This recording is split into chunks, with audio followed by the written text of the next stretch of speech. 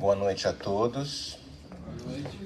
Sejam todos muito bem-vindos. Aqueles que nos acompanham pelo canal do Conscious Living, através da internet, também da mesma forma, sejam todos muito bem-vindos. Hoje nós temos a grata satisfação de escutar as reflexões do nosso irmão Yuri, trabalhador da nossa casa, que vai nos trazer grandes reflexões a respeito de Paulo e das suas companhias, aqueles que o acompanharam ao longo desta trajetória. Mas antes de convidarmos ao nosso Yuri para estar dividindo conosco o resultado das suas reflexões, vamos trazer a lição de número 71 desta obra Vida Feliz, ditada pelo espírito Joana de Ângeles, psicografia de Divaldo Pereira Franco. E Joana nos traz algo que talvez não tenhamos prestado muita atenção desde muito tempo. Ela nos fala que estás mergulhado no oceano do amor de Deus. Jamais te encontras sozinho. Deus está em ti e em torno de ti. Descobre-o e deixa-te conduzir por ele com sabedoria. És seu herdeiro, possuidor do universo. Permite que o seu amor te permeie totalmente, comandando a tua vontade e os teus passos, facultando-te crescer com menor ou nenhuma dose de sofrimento. Em Deus tudo encontras, plenificando-te completamente.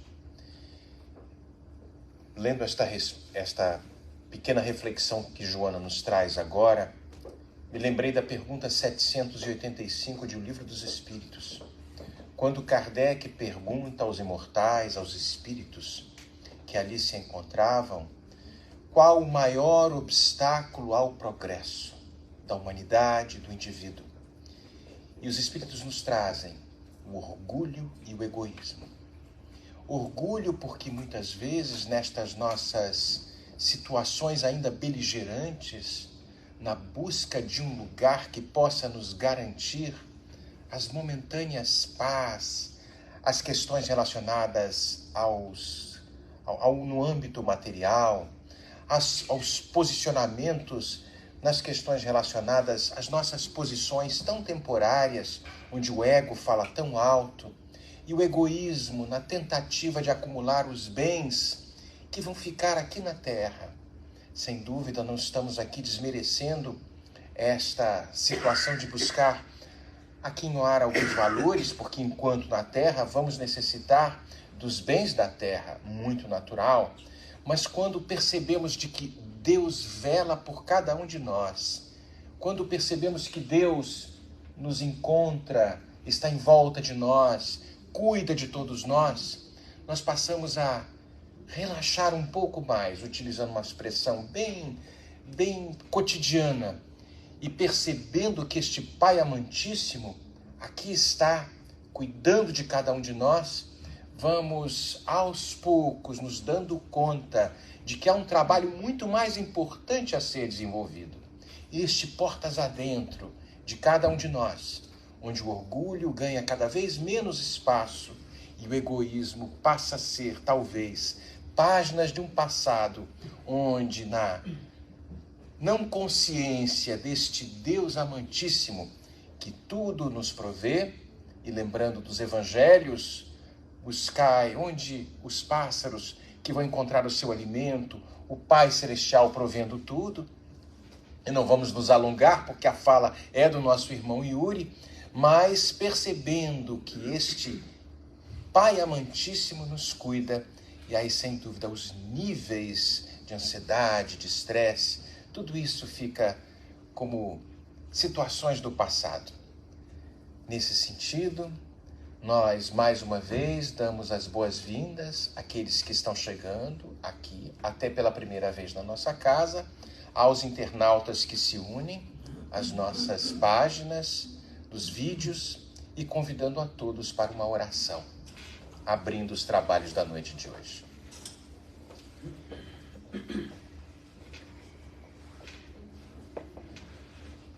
Abençoado amigo Jesus, Mestre amantíssimo de nossas vidas, nós te agradecemos, Senhor, por mais uma oportunidade de aqui estarmos nesta casa espírita, neste ambiente preparado por estes amigos espirituais que, sem dúvida, laboram aqui desde antes de aqui estarmos. Traz, então, desta forma, Senhor, a serenidade necessária para que, através do compartilhar das ideias e das reflexões que o nosso irmão Yuri irá trazer, possamos absorvê-las, introjetá-las na nossa alma e, mais uma vez, ratificando dentro dos nossos corações o compromisso com as autorreformas e, em consequência disso, impactando o mundo lá fora, resultado do mundo aqui dentro. Permite, Senhor, que possamos iniciar a nossa reunião, mais uma vez agradecidos por tudo que recebemos. Muito obrigado, Senhor, e que assim seja. Bem, nós vamos ter agora, então, o nosso irmão Yuri, que vai dividir conosco algumas reflexões, se o PowerPoint me ajudar.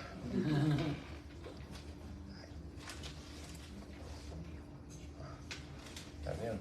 Aqui eu não vejo o... A setinha não está aqui.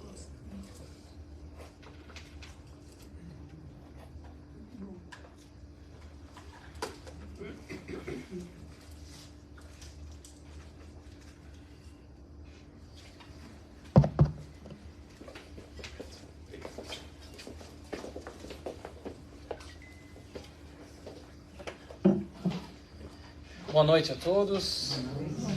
Boa noite aos que nos assistem online. Como o Marcelo falou, bem-vindos. Aqueles que estão vindo pela primeira vez.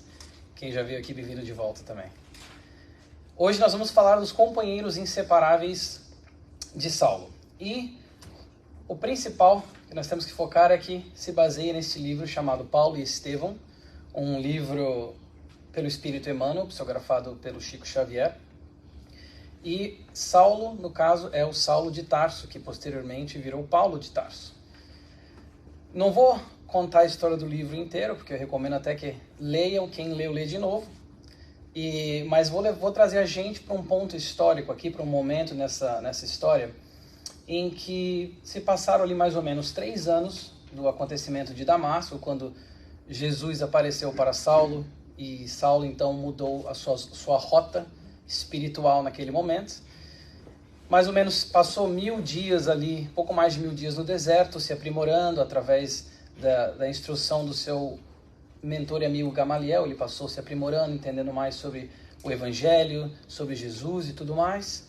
Voltou então a Damasco, foi perseguido, teve que sair correndo pela perseguição, porque ficaram sabendo da sua conversão. Saulo, que era um rabino na época, era um jovem que todos tinham como a pérola do judaísmo, basicamente, por ser não só muito atlético, mas muito inteligente, muito eloquente, sabia muito da lei e aplicava também. Então se tornou, no começo dessa história, nós vemos Saulo como um perseguidor do cristianismo nascente, um perseguidor dos cristãos que ainda estavam tentando galgar o seu espaço no mundo.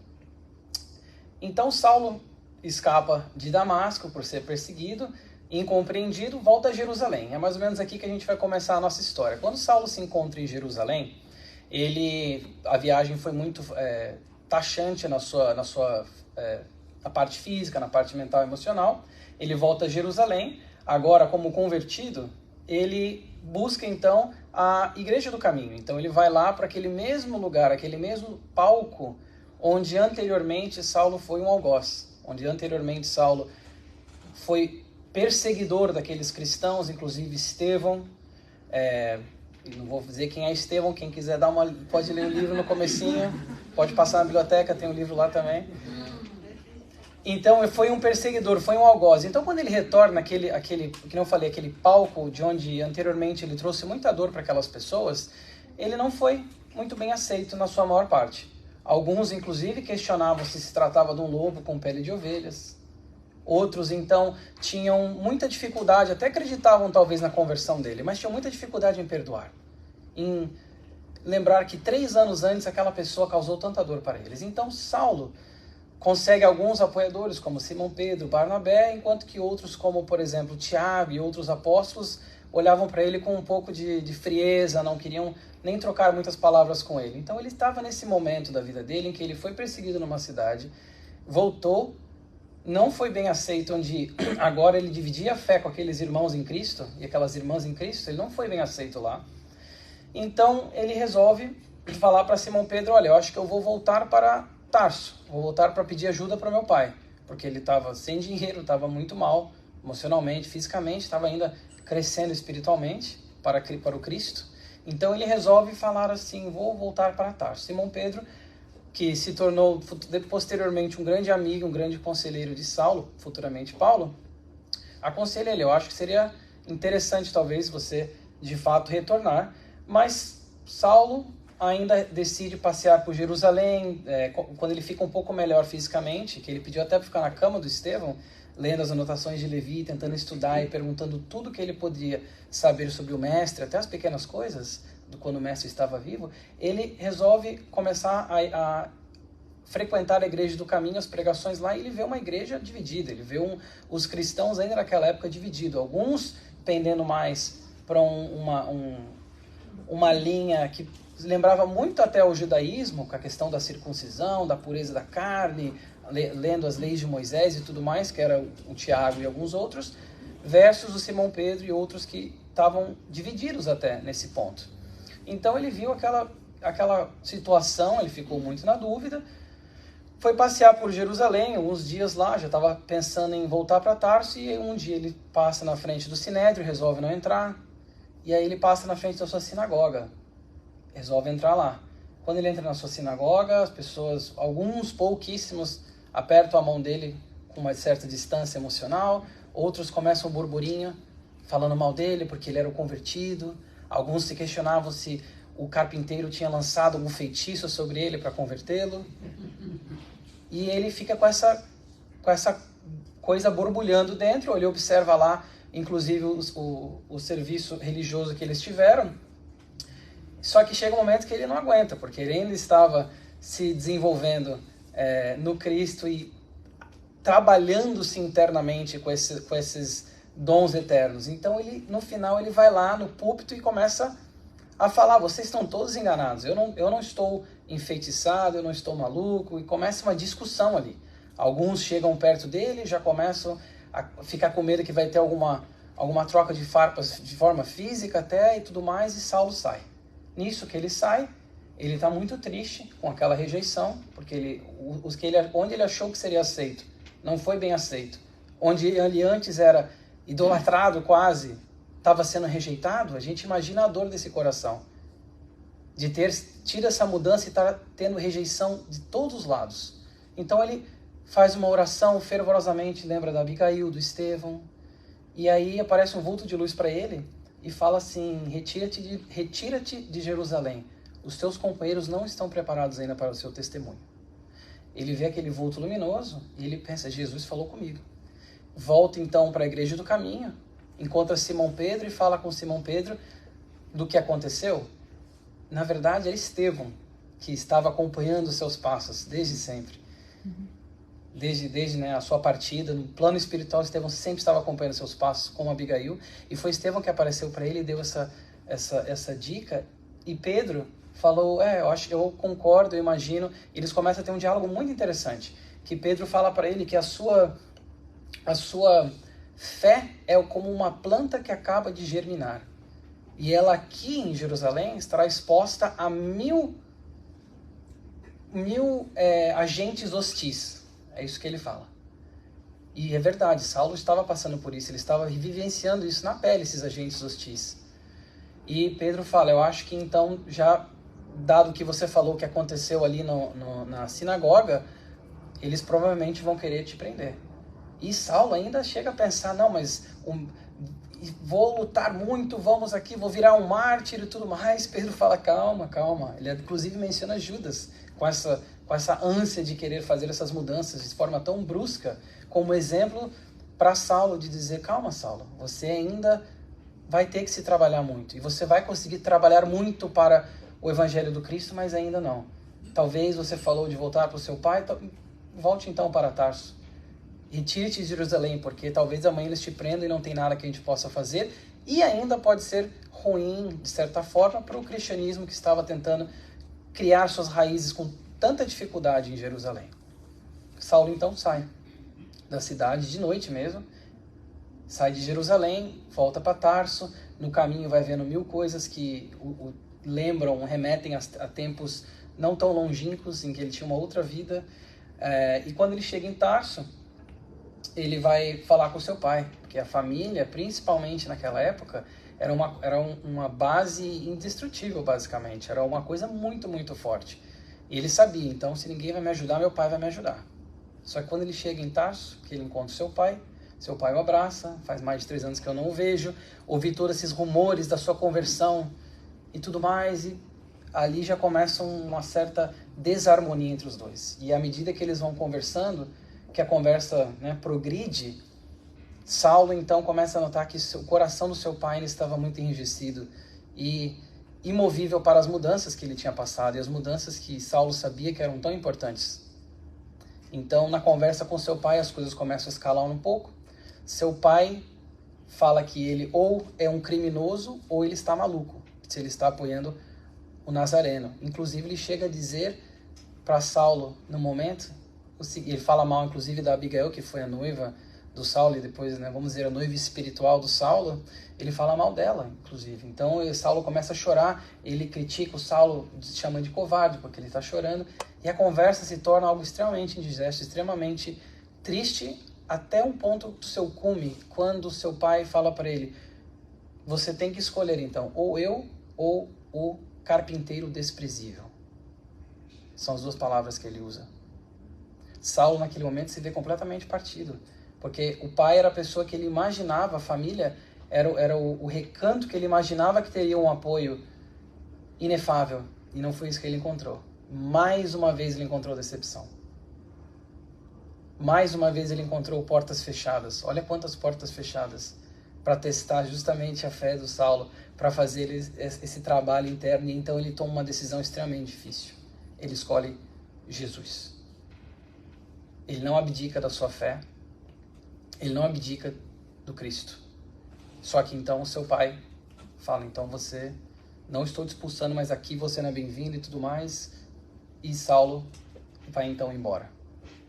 E mais, como eu disse, mais uma porta se fecha para ele. Quando ele está saindo, inclusive, um servidor do seu pai, o servidor do seu pai chega para ele com um saquinho de moedas, inclusive dá para ele pensa até em rejeitar, porque ele falou, seu pai mandou isso aqui para te ajudar, porque Saulo não possuía nada naquele momento. E Saulo pensa até em rejeitar para dizer assim, como quem diz assim, eu não sou mendigo. Eu vou mostrar para ele que eu não sou mendigo, mas ele aceita. E ele já começa naquele momento a entender e trabalhar a questão, inclusive, do perdão e da compreensão para com seu pai. De entender que seu pai ele estava passando pelos estágios que ele iria um dia se juntar com ele no Cristo, mas não era aquele momento. E que eles então iriam tomar essas estradas físicas separadas naquela hora. Tão importante, tão culminante da sua vida. Saulo então pega aquele dinheiro, vai ali, está em Tarso, que hoje em dia é Turquia, vai ali antes de ir para a montanha, ele come algo leve, uma refeição leve, mas está com o coração extremamente estilhaçado e a mente extremamente pesada e esmagada por tudo aquilo que ele passou naqueles últimos tempos. E aí o que ele faz? Ele decide que aquilo ali, aquela cidade, aquele burburinho todo, não tá sendo compatível com o que ele precisava de silêncio. Ele precisava de se recolher fisicamente e olhar para dentro de si e continuar orando fervorosamente, exercitando a sua fé. Então o que ele faz? Ele vai para a montanha de Tauro, para a montanha de Tauro que tinha algumas cavernas abandonadas, como eu disse, na região da Turquia atual. Entra numa dessas cavernas, se aconchega lá e chora muito e ora e se lembra de Abigail, se lembra de Estevão, e ele adormece. Quando ele adormece, acontece então um desdobramento do seu espírito. E Saulo, de repente, acorda e se vê num campo todo verde, com flores maravilhosas, o ar, uma brisa suave. Inclusive fala que ele ouve harpas e alaúdes sendo transmitidos para ele. Uma serenidade incrível. E ele percebe que não estava na caverna fisicamente, naquela caverna gelada no cair da noite. Só que quando ele olha, ele de repente vê dois vultos se aproximando dele. Era Abigail e Estevão. Que, como nós vimos na mensagem, vou fazer um link agora com a mensagem que nós lemos no começo. Jamais estais sozinho, Joana falou. Saulo jamais estava sozinho, como nós também não estamos. Saulo jamais estava sozinho. Abigail e Estevão aproximam-se dele, ele cai de joelhos e começa a chorar. E aquele pranto toma conta dele. Mas era um sentimento de gratidão enorme, porque ele rogou tanto para Jesus, para que tivesse ajuda, tivesse uma iluminação, porque naquele momento todas as portas da vida dele estavam fechadas. As dificuldades estavam esmagadoras perante a sua vontade. Mas ele vê Abigail e Estevão se aproximando, ele chora e Estevão fala: levanta-te, Saulo. Fala de uma forma muito amorosa. Abigail mesmo vira para ele e fala: que isso, choras? Já estás desfalecido quando o trabalho acabou de começar? E Saulo então se levanta e começa a dialogar com eles. Para com Estevão ele procura o perdão por ter sido perseguidor dele e o grande agente da sua morte trágica no martírio. Estevão consola-o muito bem e fala: Saulo, quem nunca errou? Só Jesus passou por esse caminho aqui terrestre sem erros. Para Abigail, nós não teremos família. A humanidade será a nossa família. Eles começam a consolar o Saulo de uma forma incrível. Exatamente aquilo que ele precisava. E aí chegamos então no momento em que vamos focar a palestra, que é justamente a questão quando ele vê que o Estevão está indo embora. Estevão se despede, Abigail está segurando a mão dele, e ele começa então, ele vê que aquele momento que ele queria que se estendesse para sempre vai passar, e ele então cataloga perguntas. E nós temos aqui então o famoso lema de Abigail, essa composição de 4 palavras tão poderosas, tão lindas, que mudaram a vida não só do Saulo, futuramente Paulo, mas também de tantas pessoas. E aqui eu trouxe o texto na íntegra do livro para a gente ler juntos e estudar juntos. Então ele fala assim: esforçou-se Saulo, então, por catalogar apressadamente suas necessidades espirituais, desejoso de ouvi-la relativamente aos problemas que o defrontavam. Ansioso de aproveitar as mínimas parcelas daquele glorioso, fugaz minuto, Saulo alinhava mentalmente grande número de perguntas.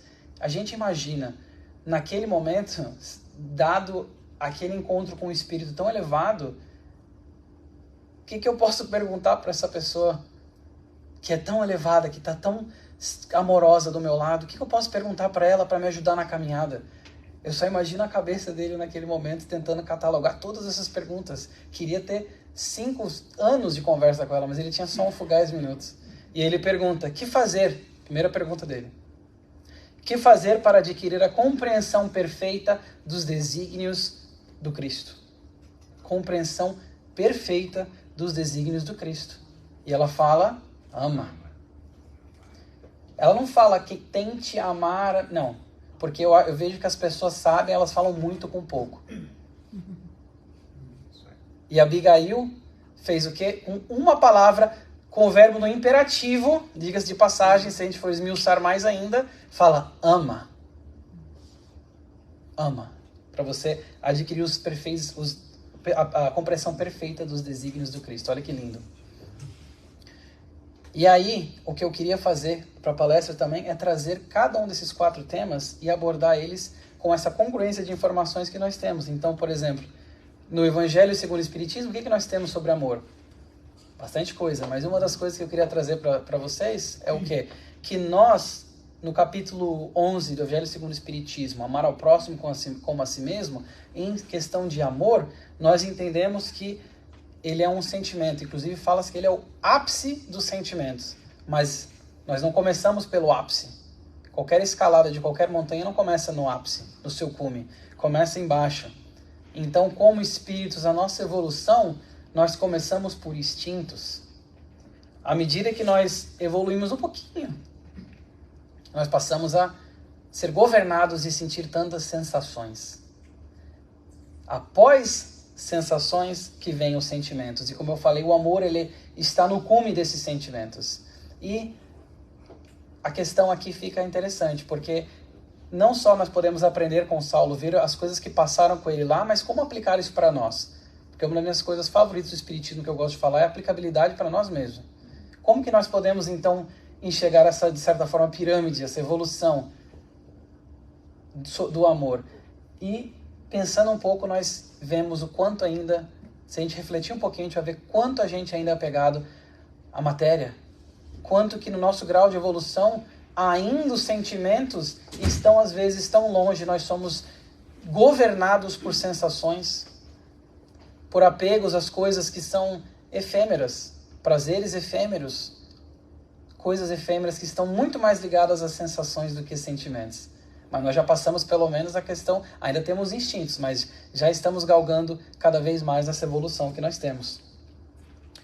E o Evangelho, então, segundo o Espiritismo, continuando, ele fala o seguinte: o amor é de essência divina, e todos vós, do primeiro ao último, tendes no fundo do coração a centelha desse fogo sagrado. Nós somos seres de luz. Todos nós. Nós somos criados à imagem e semelhança do nosso Pai. Todos nós temos essa centelha que ele fala ali, desse fogo sagrado que é o amor. Todos nós temos esse potencial ainda inexplorado, na sua potencialidade, na sua totalidade, eu diria, sim, mas nós estamos chegando lá, estamos na caminhada bem longa, evolutiva, individual, intransferível, para conseguir exercitar essa fagulha sagrada sempre. A tarefa, o Evangelho segundo o Espiritismo continua, é difícil e longa, mas será realizada. Deus o quer e a lei de amor constitui o primeiro e o mais importante preceito da vossa nova doutrina, porque é ela que um dia matará o egoísmo, seja qual for a forma sobre a qual ele se apresente. O Marcelo falou tão eloquentemente aqui antes sobre a questão do egoísmo e do orgulho, aqui no começo da apresentação da palestra, os dois males, né? E ele fala que com o amor vai conseguir, então, dissolver esse orgulho. Os efeitos da lei de amor são o melhoramento moral da raça humana e a felicidade durante a vida terrestre. Melhoramento e felicidade, está aí. Os desígnios, os perfeitos desígnios, os desígnios de forma perfeita de Cristo, tá aí. E o amor vai sim ser esse sentimento que já está no cume, que é a base de tudo para conseguir nos levar a esse melhoramento da raça humana e a felicidade na nossa passagem terrena. No Fonte Viva, para quem não viu mais palestras, eu gosto de deixar a bibliografia no canto superior esquerdo, de novo, para vai que gosta, já passa ali, já compra o livro também. Quem ama o próximo sabe, acima de tudo, compreender. Mas se realmente amamos o companheiro do caminho, a paisagem de vida se modifica, de vez que a claridade do amor nos banhará a visão. Ama, pois, e assim como a lama jamais ofende a luz, a ofensa não mais te alcançará. Olha que lindo. Então, olha que poderoso nesse simples trecho que o Emmanuel trouxe, a magnitude do sentimento do amor e o que ele pode fazer. Eu sublinhei a lama e a luz, e já eu trago o porquê que eu sublinhei isso e o que a gente pode aprender também. No livro Amor, Imbatível Amor, psicografado pelo Divaldo da Joana de Ângeles, parte da sua série psicológica, outra recomendação de leitura também, diz o seguinte: o amor é substância criadora e mantenedora do universo, constituído por essência divina. É um tesouro que quanto mais se divide, mais se multiplica e se enriquece à medida que se reparte. Então, quanto mais se reparte, mais ele enriquece e mais ele cresce. É quase que uma incongruência lógica, matemática, de quanto mais você dividir, mais você tem, mais se multiplica. Mas o amor é assim. E é exatamente isso que a gente está aprendendo com a Joana. Ela fala assim como o ar é indispensável para a existência orgânica, O amor é o oxigênio para a alma, sem o qual ela se enfraquece e perde o sentido de viver. Indispensável.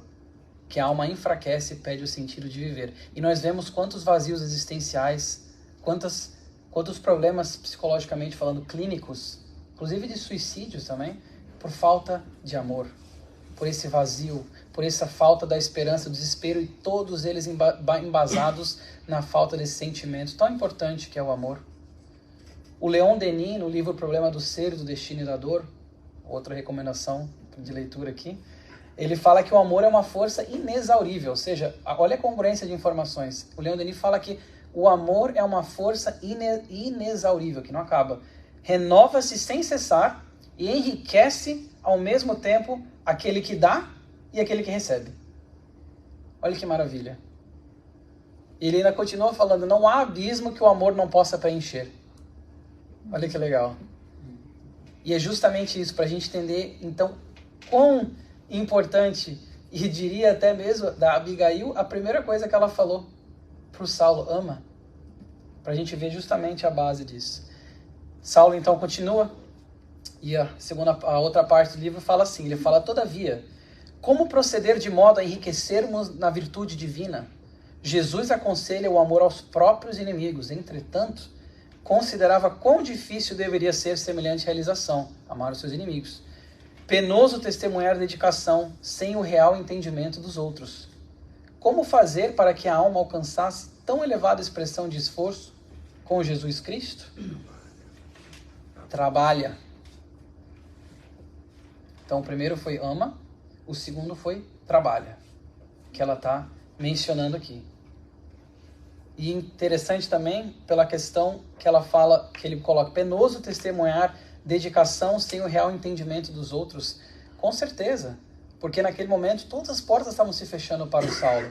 Ele não tinha entendimento nem daqueles que eram companheiros da sua nova fé, dos que também não eram da sua fé antiga, dos da nova, não tinha o apoio nem do seu pai. Então, quão difícil é aí? Ela fala o quê? Trabalha. Então agora vamos ver um pouco sobre a questão do trabalho. Sabes que todos os campeões da fraternidade, isso está no livro Justiça Divina do Emmanuel, sabes que todos os campeões da fraternidade no mundo nunca se acomodaram à expectação improdutiva. Em razão disso, estimarias seguir-lhes imediatamente o rastro luminoso. Entretanto, trazes ainda a alma presa a pequeninas obrigações que não podes menosprezar.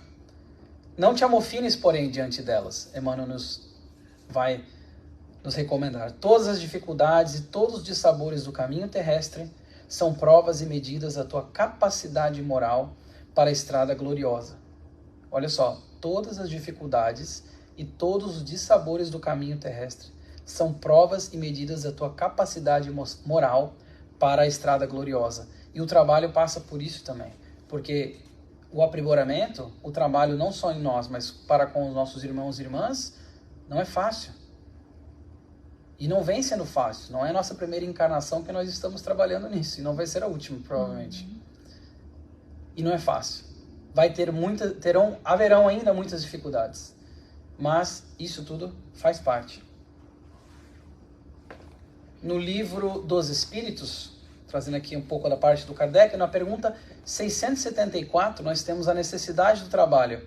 É uma lei da natureza? E eles vão responder, o trabalho é uma lei da natureza. E por isso mesmo é uma necessidade. A civilização obriga o homem a trabalhar mais porque aumenta as suas necessidades e prazeres. Então eles estão inclusive contextualizando, lembrando que tem quase 200 anos já que isso foi publicado, escrito, e ainda assim é muito, muito aplicável aos dias atuais, porque é assim que a evolução vai ocorrendo. E na pergunta seguinte, 675, é perguntado o seguinte, só devemos entender por trabalho as ocupações materiais? E eles falam não. O espírito trabalha, assim como o corpo. E eu sublinho ali, toda ocupação útil é trabalho. E se a gente pegar a palavra trabalho em si e começar a focar mais nisso, nós vamos entender que é uma misconception, é um engano a gente pensar que trabalho é só a questão assalariada. E muitas vezes quando a gente fala trabalho, o que vem à mente é a questão assalariada. Mas o trabalho é toda ocupação útil. Em nenhum momento eles falaram toda ocupação útil que vai gerar recursos financeiros. Não, toda ocupação útil. Olha que legal. Então a gente entende por trabalho, por exemplo, vamos pegar a casa espírita aqui, uma oração, um atendimento fraterno, uma oração por alguém. Aqui o pessoal que varre o chão para deixar tudo limpinho, as cadeiras estão organizadas. Nós vemos aqui usufruímos disso, mas alguém trabalhou para isso. Então a gente começa a entender essa questão da necessidade e aplicabilidade do trabalho. E aí no Evangelho segundo o Espiritismo, nós vamos ver também que é o seguinte: se Deus houvesse dispensado o homem do trabalho do corpo, seus membros se teriam atrofiado. Se o tivesse dispensado do trabalho da inteligência, seu espírito teria permanecido na infância no instinto animal. É claro, porque se nós pensarmos o desenvolvimento, o progresso que nós estamos passando e nós vamos continuar passando, se nós deixássemos o corpo de lado, os membros se atrofiariam. Se nós deixássemos a inteligência que nos é conquistada, ficaríamos ali numa situação de infantilidade espiritual. Nós temos esses instrumentos físicos e intelectuais para serem utilizados no nosso bem e para o bem dos outros. E a Abigail, eu acredito que a Abigail, nesse ponto que ela fala do trabalho, trazendo um pouco da palestra da Monique, da semana passada sobre trabalho e serviço, ela falou sobre trabalho e ação, trabalho e serviço. E a gente pensa então na questão do Saulo, o trabalho e ação de modificar só o seu ambiente próximo ali, o trabalho e serviço, que é o que verdadeiramente engrandece o espírito. É isso que ela estava se referindo. E, continuando então no Evangelho, nós temos, do ponto de vista terreno, a máxima: buscai e achareis a semelhante a esta outra. Ajuda-te que o céu te ajudará. É o princípio da lei de trabalho e, por conseguinte, da lei do progresso, pois o progresso é filho do trabalho. Olha que legal. Visto que o trabalho põe em ação as forças da inteligência. Progresso é filho do trabalho. De novo, trabalho a gente está falando num conceito muito mais amplo, muito mais engrandecedor do que a questão só do trabalho material remunerado. E que nós ainda precisamos, como o Marcelo muito bem mencionou, nós ainda estamos num mundo material, num certo ponto de evolução do mundo e nosso, que nós precisamos de coisas materiais. Ninguém vai deixar de ganhar dinheiro para comer e ficar só recebendo luz. Nós precisamos ainda, nós estamos num estágio evolutivo que nós necessitamos disso.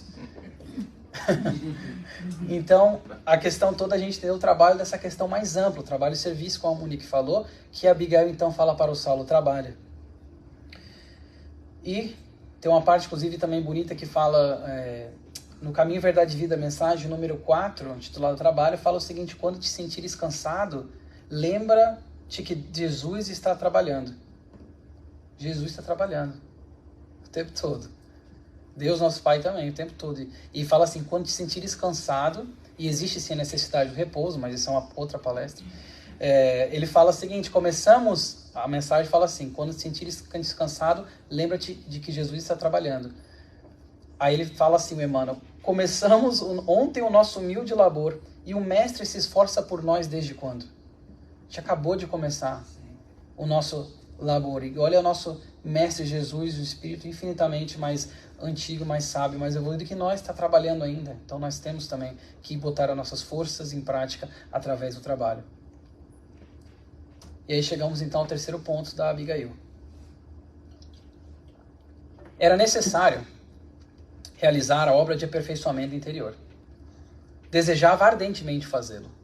Para isso, insulara-se no deserto, por mais de 1000 dias consecutivos, o Saulo.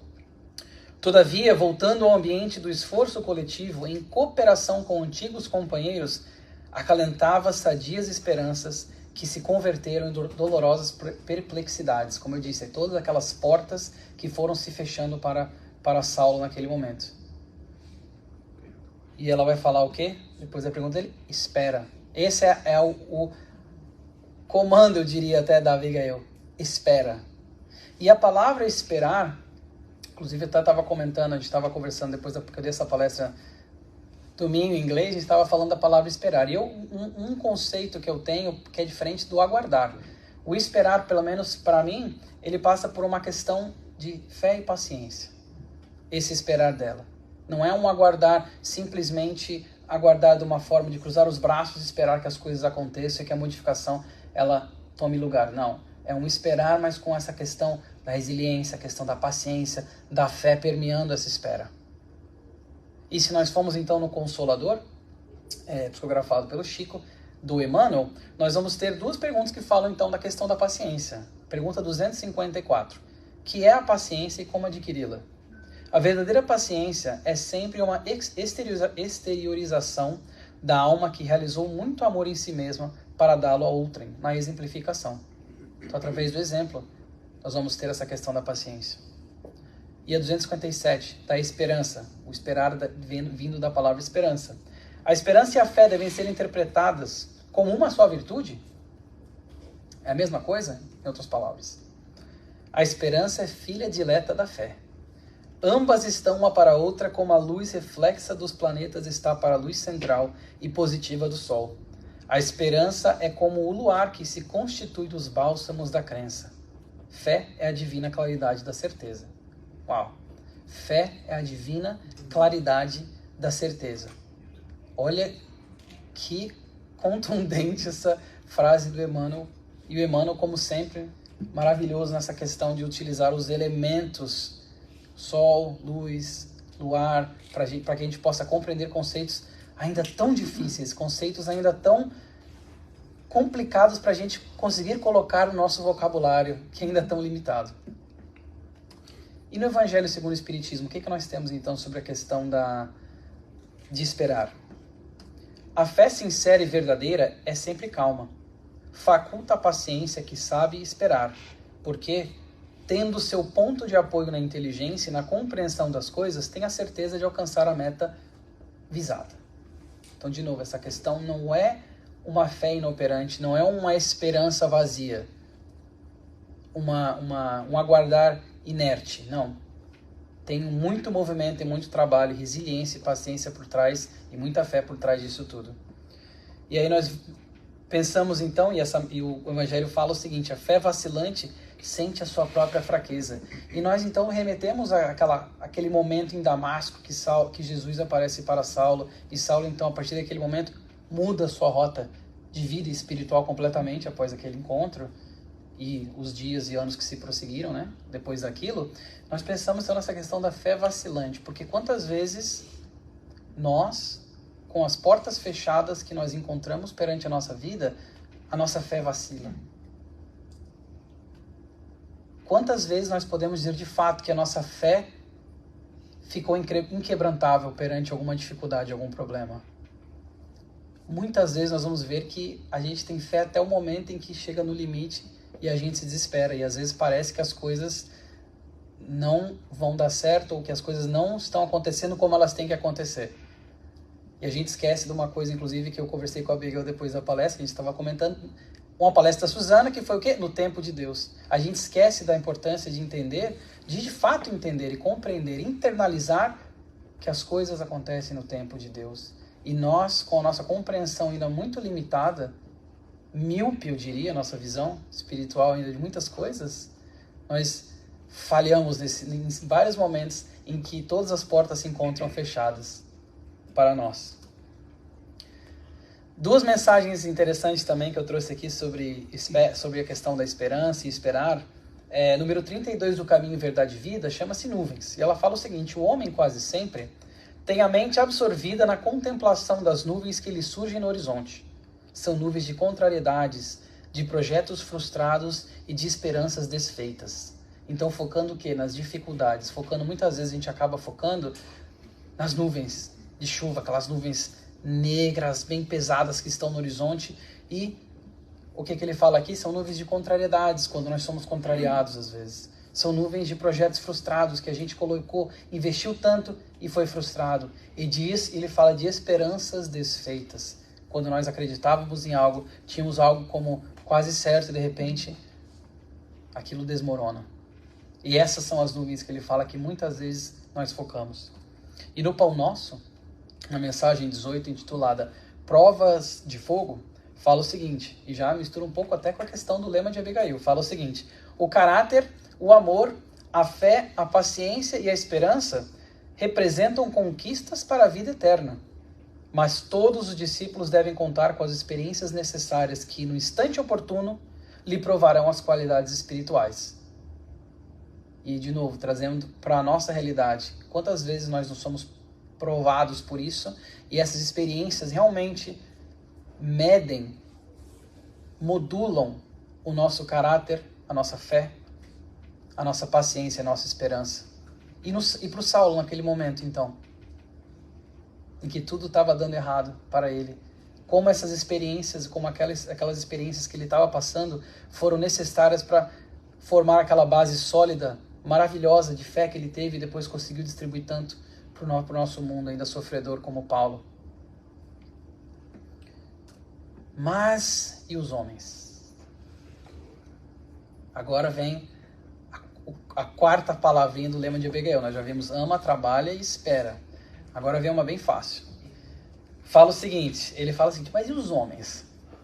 Concordava que se fazia indispensável amar, trabalhar, esperar. Entretanto, como agir no âmbito de forças tão heterogêneas, tão distintas? Em toda parte medrava a confusão dos espíritos. Reconhecia que, de fato, a concordância geral a respeito dos ensinamentos do Mestre Divino representava uma das realizações mais difíceis no desdobramento do Evangelho. Mas, além disso, as criaturas pareciam igualmente desinteressadas da verdade e da luz. Então, o que ele está falando é justamente aquela incongruência que tinha até naquele momento para aqueles que estavam, sim, seguidores do Mestre, dos seus ensinamentos, que queriam, de fato, mudarem a si mesmos com Jesus. Até neles tinha essa incongruência, como ele fala ali, essas forças heterogêneas agindo naquele momento. Então ele se perguntava como Abigail, com tantas forças heterogêneas em curso, e nós vivenciando elas, como mudar de fato? E inclusive, ele também menciona aqui, a parte é maior, mas eu deixei só um trecho, né? Ele fala inclusive da questão de um lado o judaísmo ainda muito arraigado nas suas próprias raízes, e de outro lado o cristianismo nascente ali pendendo para um lado e para o outro, e com uma rota que, na visão dele, ainda estava um pouco assim, dúbia, pela questão de eles não concordarem em vários pontos. O que seria então? E aí ele fala assim, a pergunta que ele faz para a resposta dela é: como conciliar as grandiosas lições do Evangelho com a indiferença dos homens? A indiferença dos homens. Como conciliar essas lições com a indiferença dos homens? E aqui indiferença é até um pouco redutivo demais, porque era não só indiferença, muitos era uma rejeição total dos homens perante aqueles ensinamentos eternos, aquelas coisas que de fato engrandeceriam a alma. E ele fala como conciliar então essas grandes lições que no fundo do coração dele ele já sabia que aquilo era a realidade, que aquilo se realizaria, com a indiferença das pessoas. E ela dá então a quarta palavrinha do seu lema: perdoa. Olha que interessante. Ama, trabalha, espera e perdoa. Perdão. Basicamente isso. O que a gente pode aprender então um pouco sobre o perdão? No livro Ceifa de Luz, outro livro de mensagens belíssimas, nós temos na mensagem número 5, chamada Lição da Espada, fala o seguinte: flagelado e esquecido, entre o escárnio e a calúnia, o perdão espontâneo flui-lhe incessante na alma, para somente retribuir bênção por maldição, luz por treva, bem por mal. Naquele momento no Gólgota, tão fatídico, o perdão flui-lhe incessante da alma. Pai, perdoa-lhes porque não sabem o que fazem. Então, naquele momento, foi aquele exemplo maravilhoso que o nosso mestre nos legou até os seus últimos segundos aqui na passagem, quando encarnado, que teve mais depois, obviamente, ele continua trabalhando incessantemente, nos deixou a questão do perdão. E o Chico também fala que o perdão é uma das lições tão difíceis que Jesus deixou para último. E nós temos também na passagem, falando então de Jesus, na passagem bíblica no capítulo 18 do Evangelho de Mateus, versículos 21 e 22, nós temos aquela famosa, eu gosto de falar sempre desse momento nas palestras de perdão, aquele momento em que o Pedro chega para ele e fala: Senhor, até quantas vezes pecará o meu irmão contra mim e eu lhe perdoarei? Até 7? E assim, gosto de falar isso nas palestras porque eu tento me colocar na cabeça do Pedro naquele momento, sabendo quão grande era o mestre. Ele, na hora que ele vai perguntar quantas vezes, ele sugere um número. Até 7, porque na cabeça dele eu imagino que ele deve ter pensado, uma vez é difícil, 2 é muito, 3, nossa. É 7? Não, 7, ele deve ter pensado, eu vou falar um número que é muito grande, 7. E aí eu acho que ele se surpreende um pouquinho com a resposta do nosso querido mentor, que diz o seguinte, no versículo 22, não te digo que até 7, mas até 70 vezes 7. Cada erro. 70 vezes 7, para quem não quer fazer matemática, 490 vezes.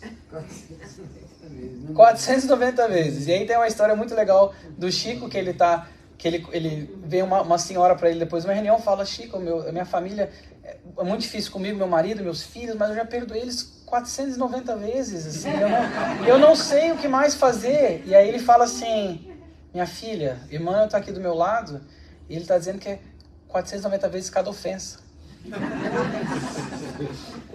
Não é um acúmulo deles ao longo da vida com todas as pessoas. Não, 490 vezes cada ofensa.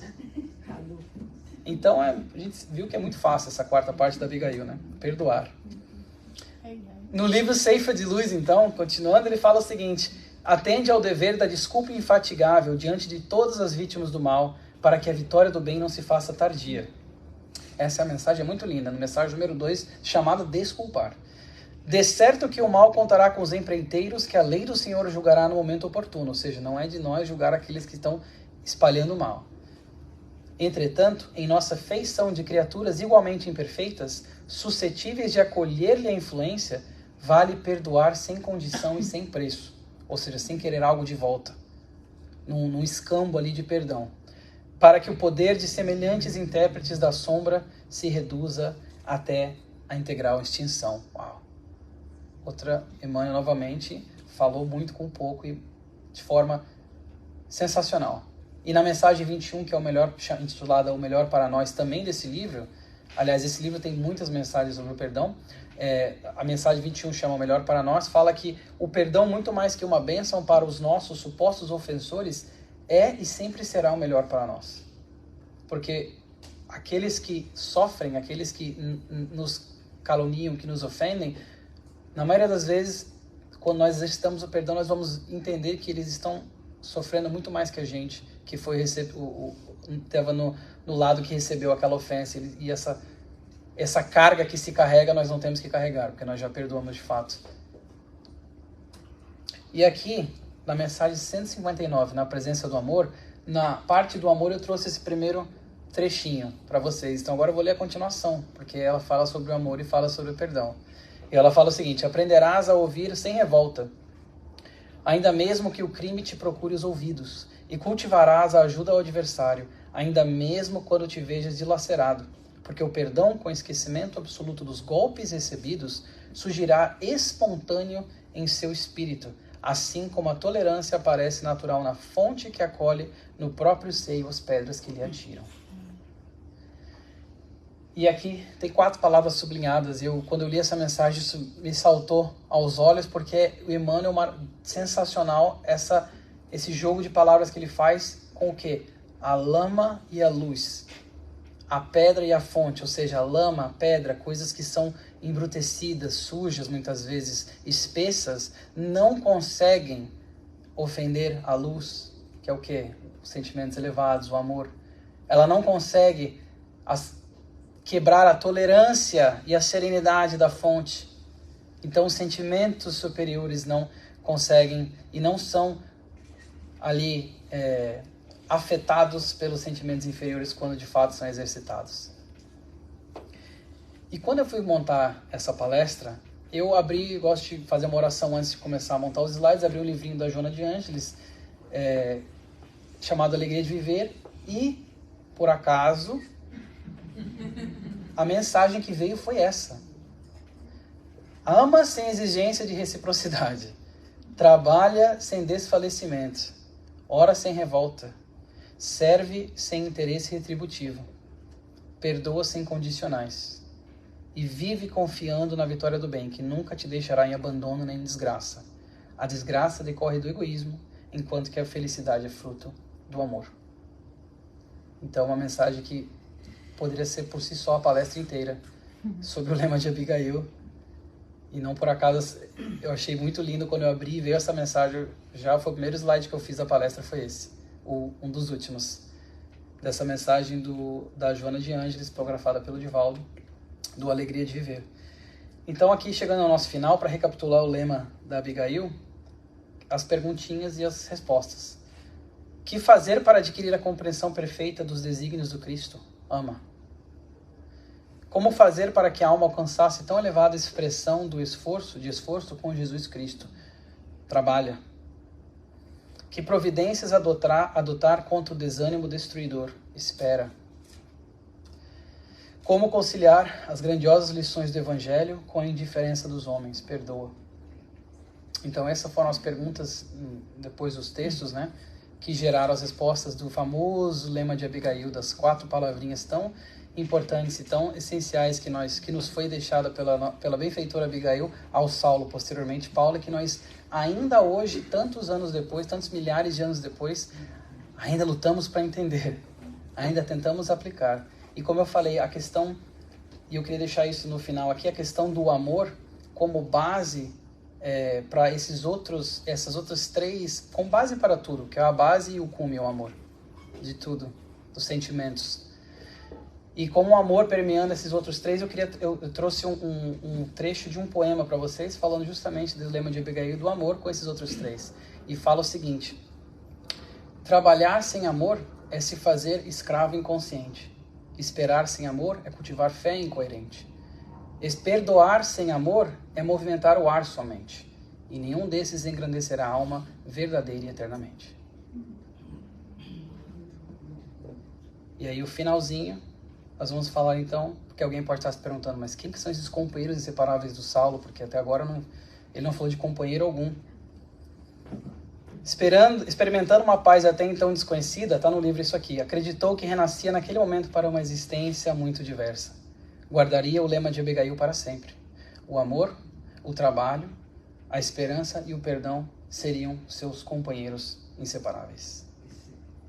Que nós possamos então internalizar essas mensagens e externalizá-las também, do amor, do trabalho, da esperança e do perdão, como Saulo, naquele momento tão importante na sua vida, conseguiu receber. Que nós possamos então utilizá-los também para nós. E eu desejo a todos vocês uma semana iluminada. Que assim seja.